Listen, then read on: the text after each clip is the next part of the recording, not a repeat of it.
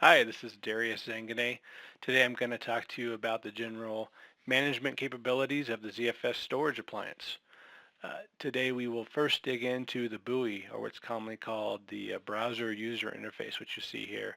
This is all lives on the appliance directly. You don't need any extra software servers to install any of the management software. It lives on the appliances themselves, and it's accessed directly over a web browser. You don't need any fancy client software or anything like that.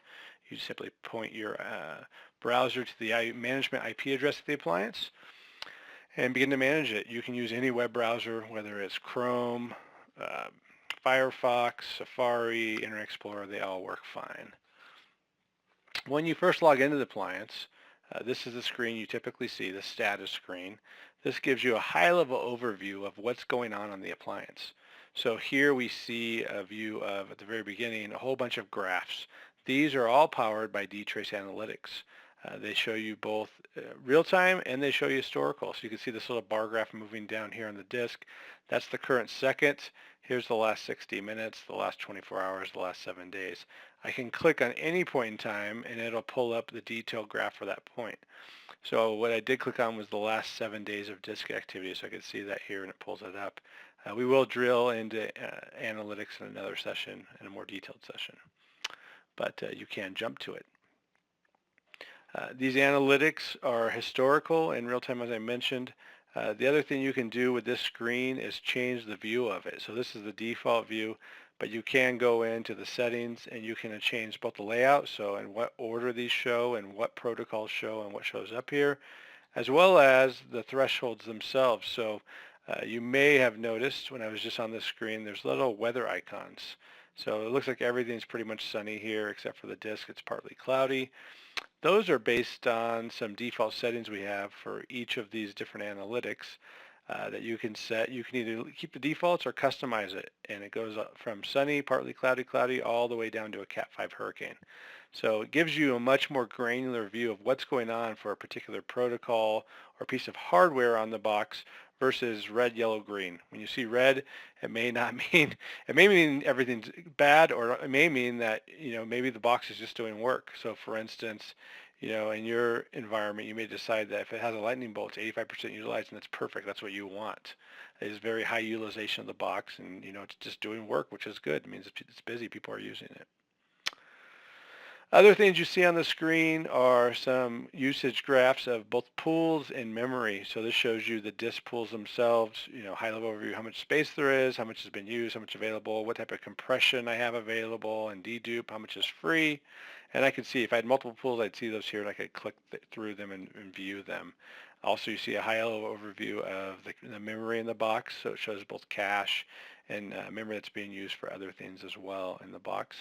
And then as we scroll down, you can see individual services running on the box and whether if they're green, red, or yellow. Those typically would be green, red, or yellow because they're not threshold based. They're either working or they're not. But if we did see a problem or we need to turn something on, like for instance, someone says, hey, FTP is not working. Well, I come over here and see it's gray, which means it's turned off. I can come in here, click FTP, come in here and basically turn the service on. It's going to say starting up online. Go back to the status screen, and sure enough, now FTP is green. You could also see quick overview of hardware. So it shows you if there's any faults in the hardware. So if you had a bad DIMM or a bad CPU or a bad disk or power supply, it would show you that here. It shows you a general uptime view. But if I had to say a bad power supply, click power supply, come in, I would see what device. If I had multiple disk trays, I'd see those down here. Which device would have, the corresponding orange light. I could click that and then come in here and see what drive is bad. Or power supply, whatever it is. I could click the power supply, click the back, and it would highlight whatever one was red, and I would know, oh, it's the bottom one, PSU 0. I could tell the guy in the data center, hey, it's the bottom power supply on this box. Go swap it out with the one that Oracle just sent us. One more last thing on this status screen down at the bottom is the recent alerts. So this shows you from the alert log as things are happening that you get alerted on. You can see those here. And you can also, these are hyperlinks, so you can click those and that'll take you to the alert log.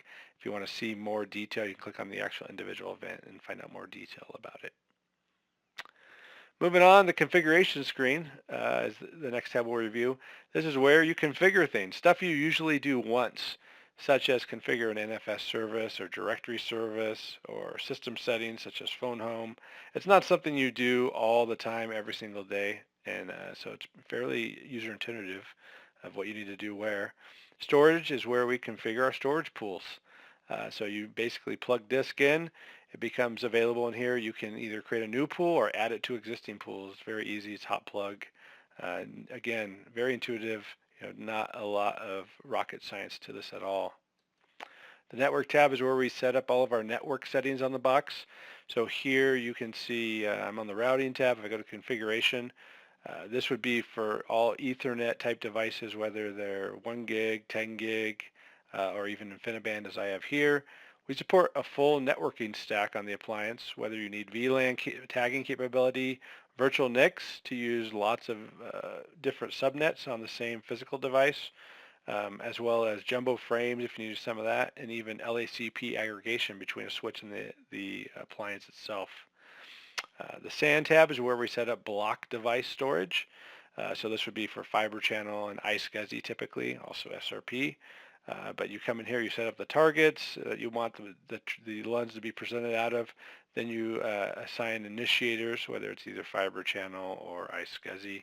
Set those up and you're good to go. And there'll be another module on that for more detailed uses, but again, it's fairly self-intuitive. The cluster screen is where we'd see if we actually had a cluster. This box doesn't happen to be a cluster, but it's not much different. You just see another controller over here, and you see what resources that controller has. So in an active scenario, you would see what pools it has and what network interfaces it has over here.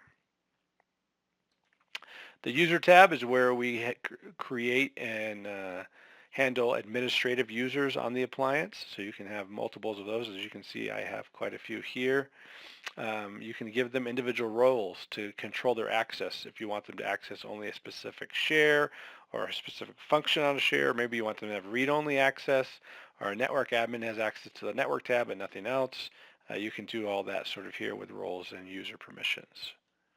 Preferences tab, there's not a lot here. You can change what screen you see on login, as well as people usually will use this SSH public key to set up a public key for either automated scripting or just easy management over the CLI, which we'll talk about at the end of the video. Then the alert tab, there is a full alert facility within the appliance. So there's two types of alert. Alert actions are tell me if something's broken.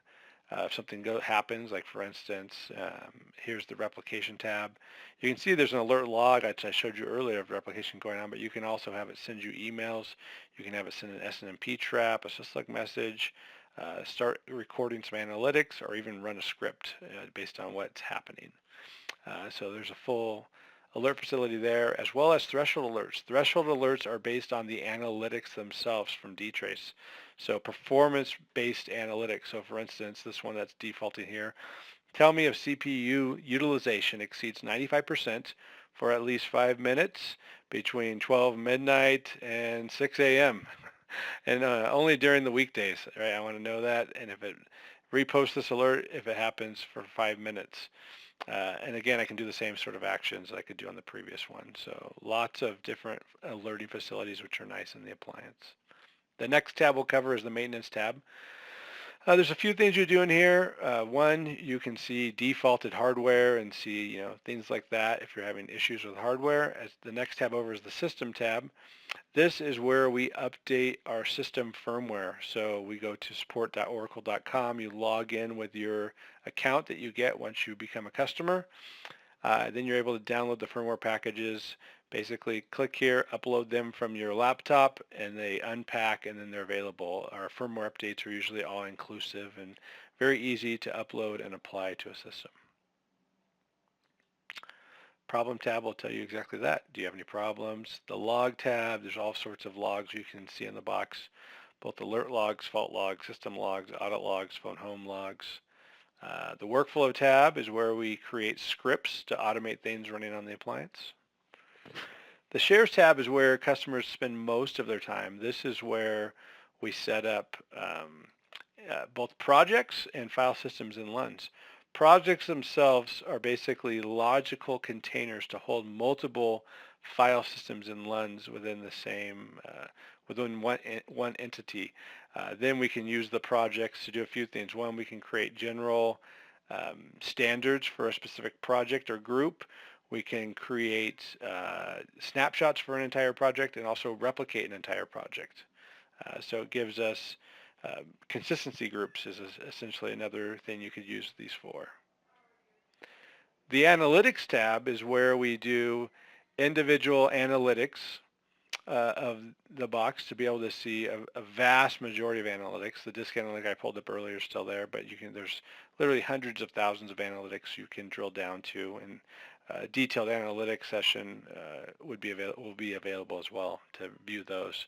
But CPU, cache analytics, data movement such as replication and shadow migration, full disk analytics all the way down to the individual drive level, memory analytics, full network analytics across all the interfaces down to the interface level, and then over the protocols. So both block, Fiber Channel iSCSI, as well as all the file system protocols that can get you extremely granular views of what's going on, such as NFS3 operations broken down by an individual file name. So if you were running something like virtual machines on here, you could see the actual individual IOPS or bytes per second that an individual virtual machine is doing as it's running. So extremely granular, easy to manage, troubleshoot, see what's going on in the appliance.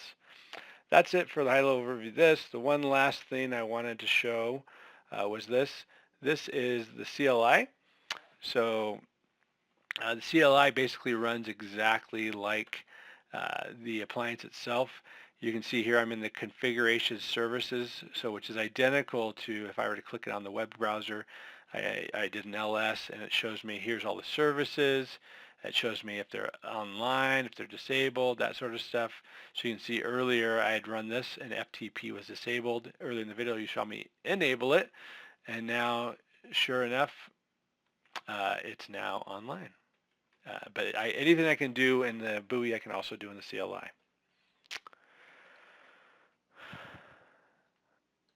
So that is it for this session. Thank you very much.